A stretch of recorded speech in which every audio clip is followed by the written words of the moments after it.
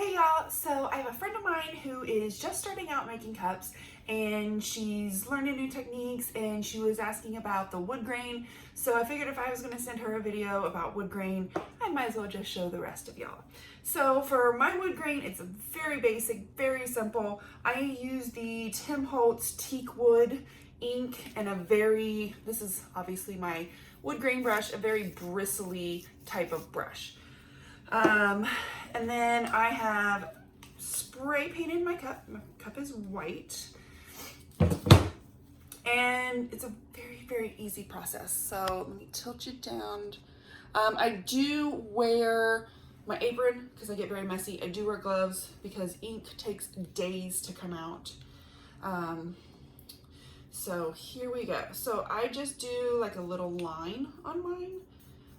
Not all the way up, not all the way from top and bottom. I feel like that gives it a little more dimension. The hardest thing about this is not letting it run side to side. If it does, it's not the end of the world, don't worry. And then see, like that one, I went back in between. When you reapply alcohol ink, it will change what you've already done. So like if you get one little splatter, one little drop, you will notice it. And I'm just gonna work my way around the cup.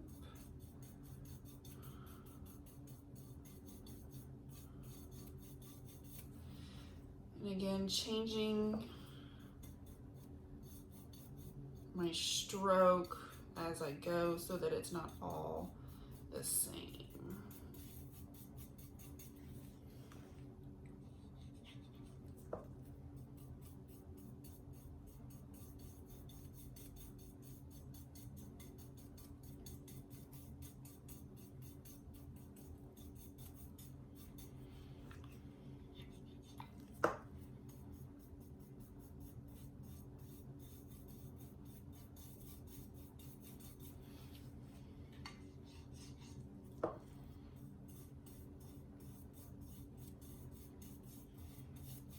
Sometimes I will skip over. So see how I did, I've been doing here, I skipped a spot and then I did there. That's because then when I go back through, oh, my bulldog decided to join us.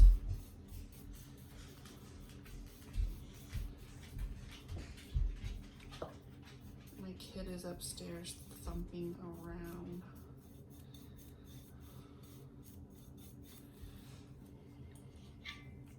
So see like that one little dots, I'm not sure you can see with the light. And I gotta go back over that piece.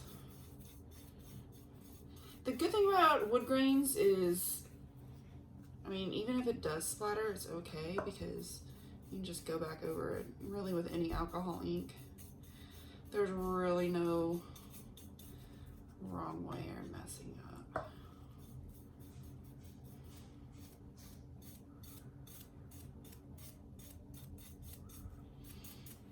And as you can see, like some places I go heavier, some places I go lighter. I feel like it helps give a little more. So that one I did like the full. Sorry, I'm trying to make sure you guys can see. That one I did a full stripe. But see, there's an empty spot right there. So when I go back over it, it's gonna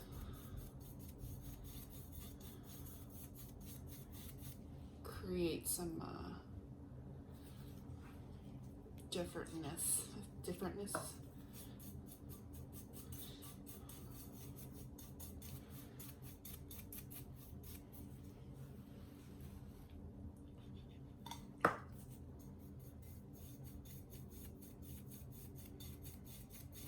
And then we're back at the beginning. I'm just gonna go check it out, make sure there's no white spots,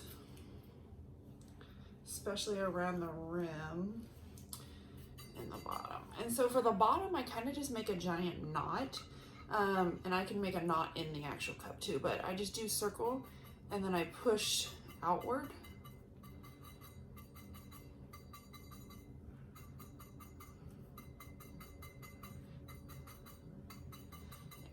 And I push until the ink dries because, and then being that this is a True 22, it has that rim, which is actually kind of nice because it gives me that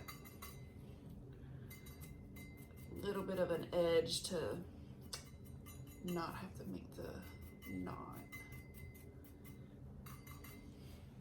Okay, so see right there. And then if you want to make an actual knot, here's how I do mine. I don't know if there's, let me zoom you in here.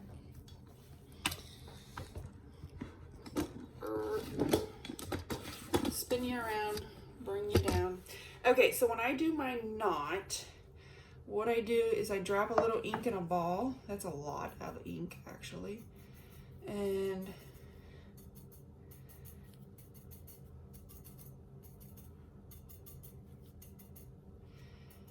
thing is though,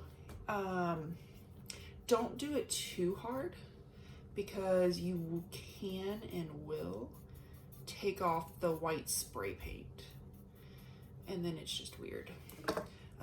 So even though this is a lot, this is coming out quick tonight. I'm actually gonna dab it because I need some of it off.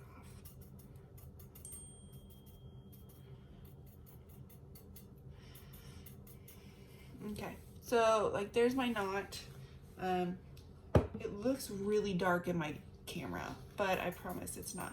And if it is, you can always just go around the outer edge and give it a little. And now you don't have to do a knot, it just, I figured I'd show you how. Okay, and then you can always do, where do I want to put one? This one's kind of almost got it. This one's almost got like a, not a circular knot. It's almost like a,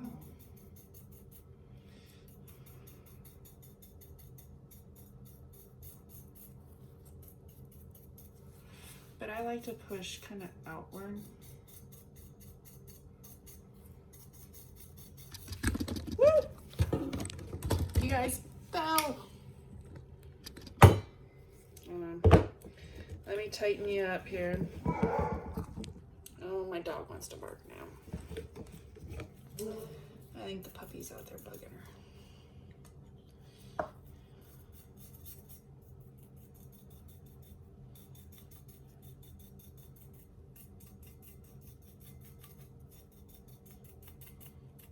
So, there's a little bit of a non-circular, there's the circular. So,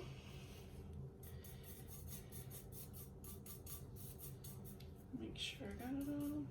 There's a little white spot right there.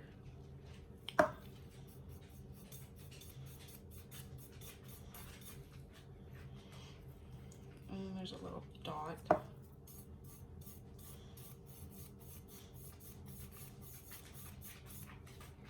And honestly, if you hated it, just throw some more ink on there and go back over it. It would disappear. So if you want, I can show you. Like this one, not a fan of it. So if I just run some ink over it, bada boom, bada bam, no more knot.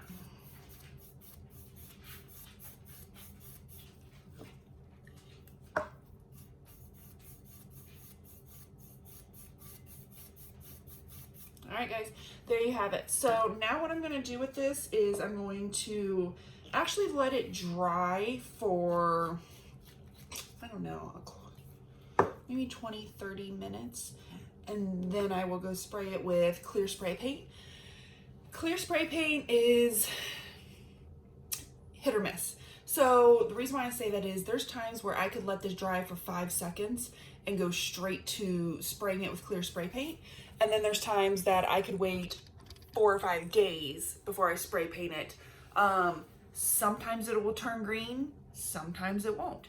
If it turns green, don't flip out, it will change back.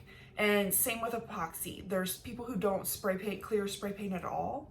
And then when you put the epoxy over it, it'll turn green. It'll turn back to brown. So don't worry about it. But I let mine dry for at least a few minutes just because it's ink, kind of like paint. I'm gonna give it a little time to dry, to soak into the white. And then I will use Krylon's clear. I use Rust-Oleum for everything, but Krylon for the clear. Spray paint, and I will spray a coat of that and let that dry, and then we'll get started on epoxy. So I'll be back in a few. Okay, so I waited a few minutes until it was kind of dry to the touch, and I took it outside to spray paint it. And as you can see, this right here looks good, right? Turn it around, it starts to look a little green. Don't worry, it's gonna be okay, I promise. All right, I'm gonna let this one dry. And again, what I did was I went outside and I sprayed it with clear spray paint. I gave it a good, thick coat of it. So now I'm gonna let it sit here and I'm gonna let it dry, and then we will talk about epoxy in just a sec. Okay, so while that's drying, what I'm gonna do over here is I'm gonna get my epoxy. And now I use the Counterculture DIY, and first thing I'm gonna do is I have my little medicine cups, right? These are each 30 mils each. This is the way I have done it since day one. It is just me. I always fill it to the rim. So I have my FIFO bottles. I actually have my epoxy dispenser as well, but tonight I'm using these. Don't get it all the way to the top. It will rise a little more. I'm trying to get it in there so you can see. And then once it's settled a little bit, then add. And that's how I do. I mean, you can't beat having it perfectly to the top, right? Now, let me tilt you down just a little bit. So as you can see, there are bubbles, right? And part A is very thick. So what I do is I have this candle warmer right here. It is heating up already, so I'm gonna let it sit there. To be honest, I've never timed it. So once the bubbles have started to rise to the top, because right, hot air rises. So these air bubbles are gonna heat up, they're gonna rise to the top, and it's also gonna make this more liquidy. So while that's sitting, which is probably at least a couple minutes, I'm gonna take part B, and as you can see from the bottle, it's not as thick. And I'm going to fill that up. Same concept, don't do it all the way to the rim because it might rise. And I'm actually gonna set it down, whoop, because see, things like that, I spill. You have to have equal parts. Okay, so gonna let it sit, and that's gonna melt.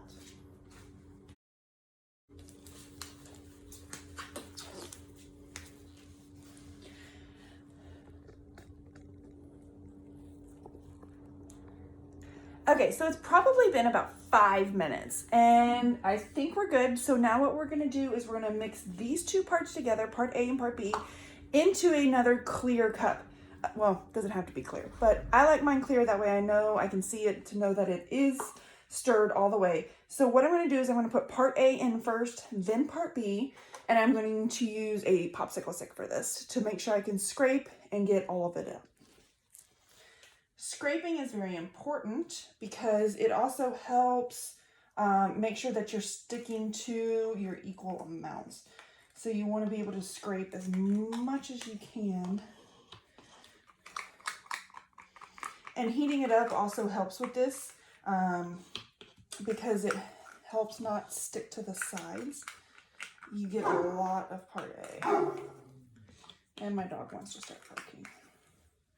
Okay, so I have part A in here. And then I'm gonna get, okay, that's where I was. Medicine cups. I use these for a whole day. Past that, they get sticky. You don't wanna use them. So this is part A. I'm gonna set it back in front of part A. This is part B. That way you can reuse your medicine cups, save on supplies. And like I said, from day one, I have measured full cups. Just my thing. I just make sure I have enough cups to do all at once. And it depends. Like, I can do up to 7 cups before, depending on size and what's in them. Glitter will absorb more epoxy than just like a painted cup. So when I did 7, it was all, you know, painted cups. So this is B, setting it in front of B so I can remember which one's which.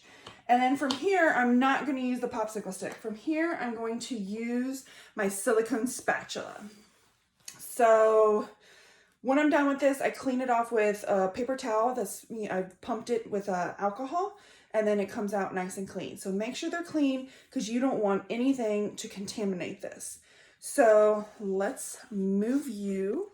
I like the bigger, thicker width of the spatula versus a popsicle stick. I started out probably the first, I don't know, 6 months that I made cups, I used popsicle sticks. And then just recently I switched to these. I've tried a couple things.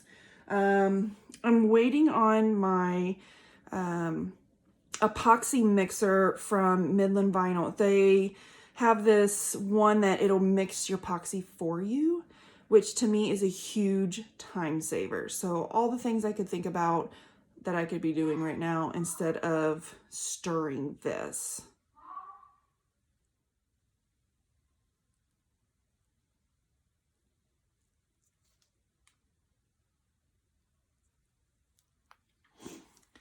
Okay, so as you can see, I do have quite a few micro bubbles in here.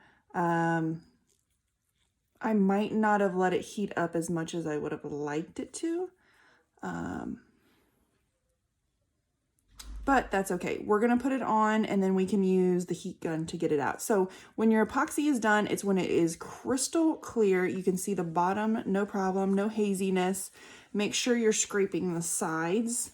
And when you scrape the sides, sometimes it will come back a little more.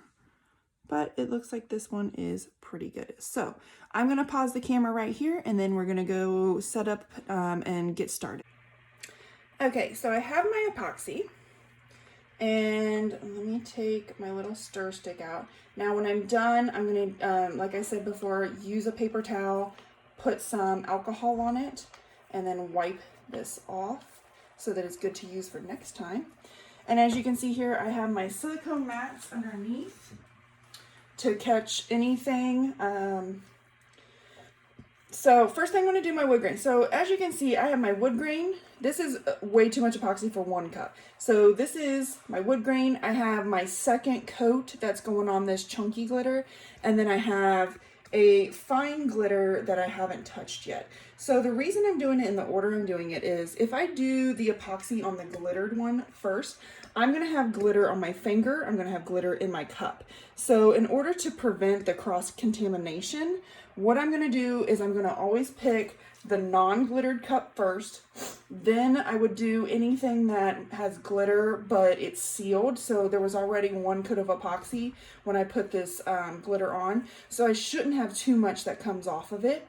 And then lastly, I'll do a glittered cup so that if I do get glitter on my hands or in my cup, I'm not putting it onto anything else. So when I do my epoxy,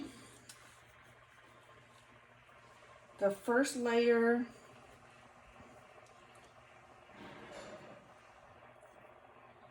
is just to get everything on the cup. And you can see I'm very messy with epoxy. I'm not gonna lie.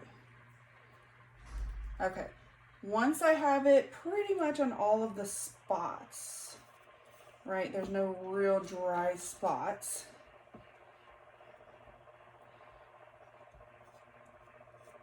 And this is a little harder than normal because I have to be angled for the camera. What I'm going to do is I'm going to start wiping off the excess. First I swipe downward because I kind of want to get that bottom rim. I will swipe my finger to the cup if there's a lot on my finger, but usually if it's just a little bit, then I just work my way down and around. This gets that bottom edge. And remember, being a wood grain, it might turn kind of green.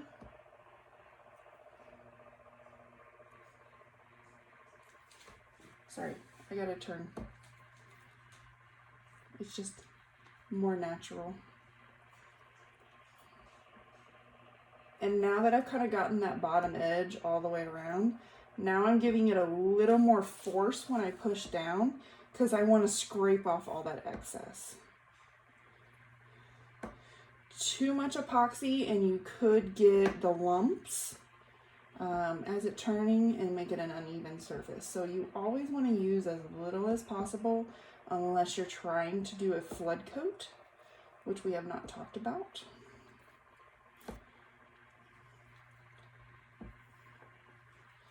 Because it's a beginner's tutorial, I'm gonna pause on some of the stuff. Okay, so I feel like I got a good amount. Now what I'm gonna do is I'm gonna take it from the top and wrap it around the inside.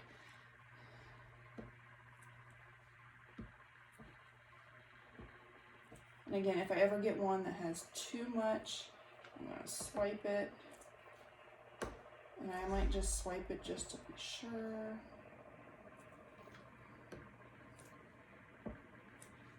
And then make sure I'm going down and around. Okay, so now that I have that, I'm gonna move on to this one. And actually, let me see if I can get it. Sometimes when you turn your motor off and then turn it back on, it'll switch directions. Not always, but today it did. So I like it turning. Sorry, let me fix my camera. All right, I like it turning that way because then when I'm pouring the epoxy, it's just because I'm right-handed, right? I want it to turn clockwise because then when I pour the epoxy on, my finger can catch it. So the other one was turned the wrong way. The other one was awkward, I won't lie. All right, and again, this is chunky glitter.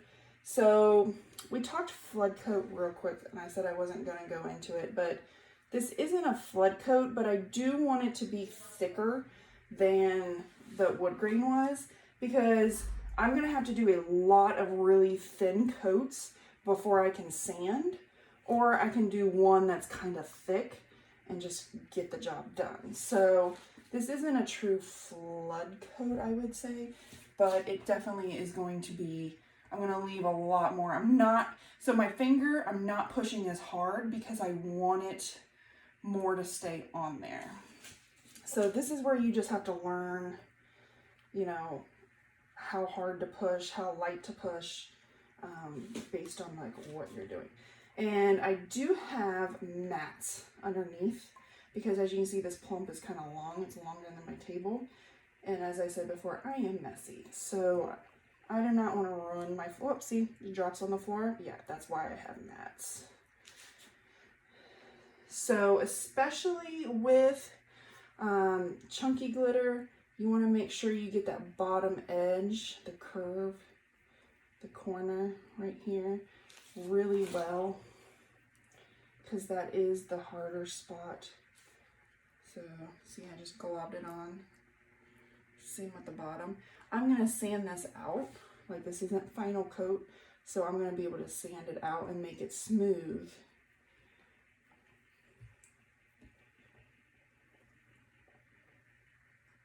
Before the final coat. Okay, so I did the bottom. Now, same thing as I did on the wood grain, I'm going to go up and around in the top. So you have to have a good seal at the top, because when you clean these up and you use your whatever you choose to use, I do have that little flap wheel for my Dremel, but I also sometimes just use like the straight razor. When you're scraping, you can't break the epoxy seal, otherwise water will eventually get down underneath and into your glitter. So cleaning it up is very important, but that's why I go up and around, is because I want to be able to create a lot of epoxy up there so that I can, when I cut it off, it's still there. Okay, so that's looking pretty good. Full coverage, a little thicker than that one. And I can kind of see from the shine as it turns if there were any dry, bare spots. So now on to my fine glitter. And I should have enough left. Again, I'm going to turn it off and hopefully this works. and turn it back on, and now it's turning the other way. Doesn't always work. All right. So this one I'm actually going to do a little bit thicker of a coat as well, because this is going to be a peekaboo.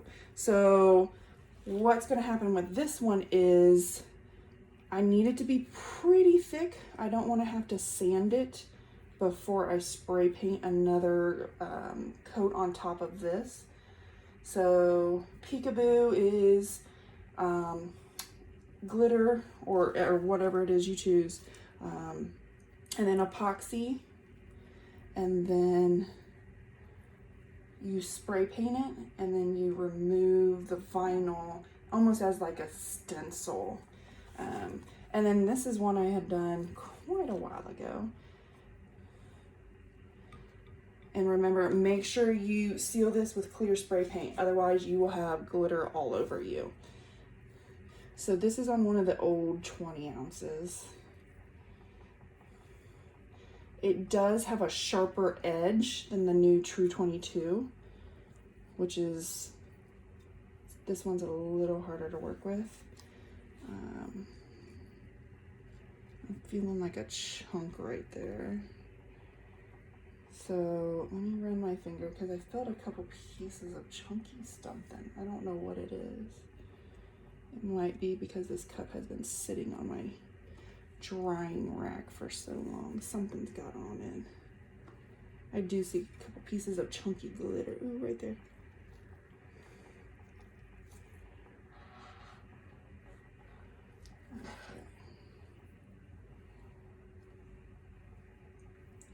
So yeah, this edge is a little harder to work with. I do like the True 22s better for that reason, among others.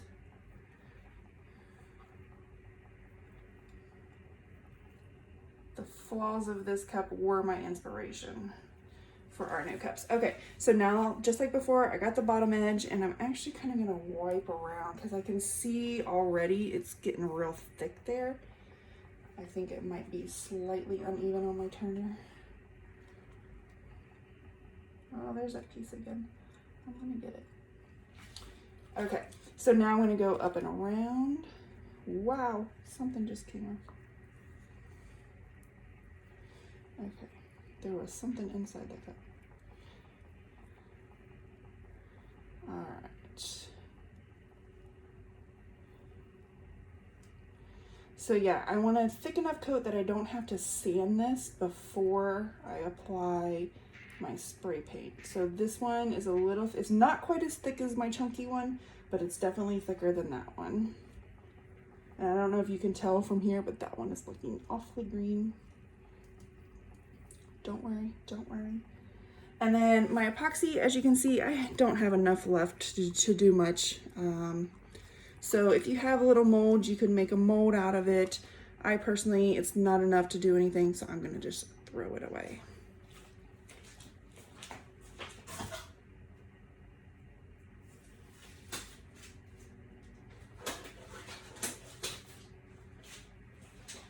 Now, I normally don't hit the heat gun, but I did have quite a few air bubbles. I usually only hit the heat gun after my final coat, but I don't want underlying air bubbles. So especially on this wood grain, you will see them, and probably because this takes, the chunky glitter takes so many coats, it might have it. So what I'm gonna do is I have my little my heat gun, and I'm just going to